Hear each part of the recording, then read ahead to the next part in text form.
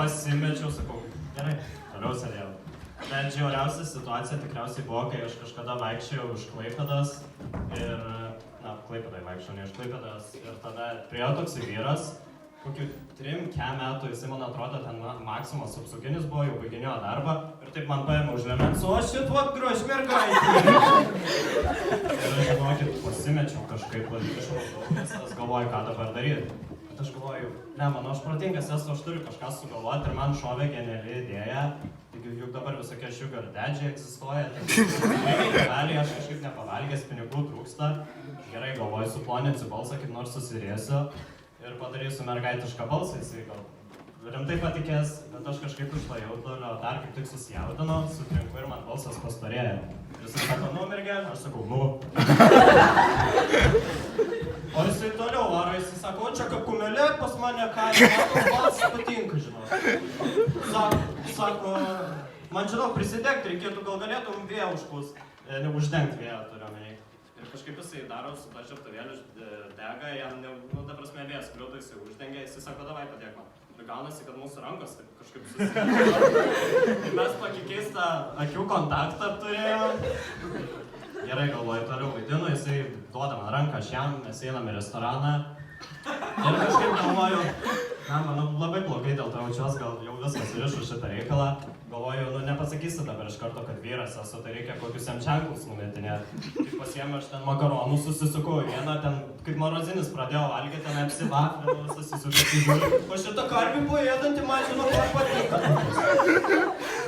Gerai, neišėjo.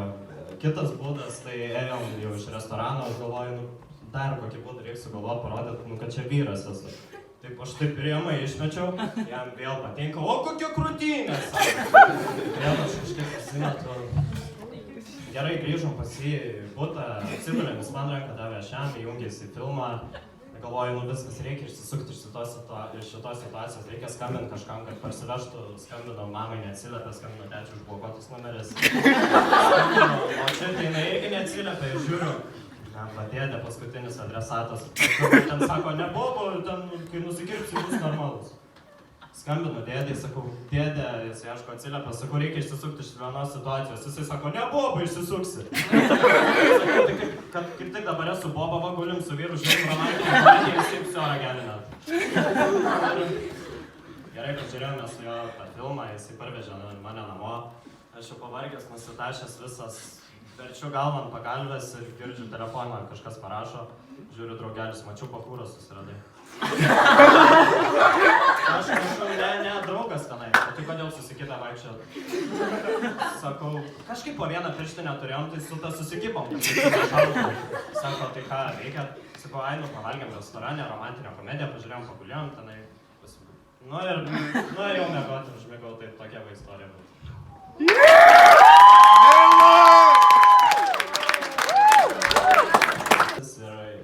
Yra tikrai labai gerų mokytojų, bet yra tokių mokytojų kaip Alina, anglų mokytoja, nes per jos pamokas mes diskutuojam, ar Donatas Montvydas yra gėjus, apie žydus diskutuojam. Ir jai viskas ant tiek neįdomu, kad tu gali daryti anglų kalbėjimą, his name is Alex, tu smūti iš naminę. Ir jinai toliau sako, tu kalbėjai toliau, viskas normaliai. Aš iš tikrųjų labai mėgstu pavyzdžiui mokytojus, kartais aš sėdžiu lietuvių pamokoje ir kažkaip teatras labai įtakoja mane tai daryti. Ir aš tiesiog mėgstu kaip nors ten klasę pasireikšti, aš ten pradedu. Mokytoja atidaro langą, žiūrėjau, sakau, čia paukštis iškeliu, sakau, suprato.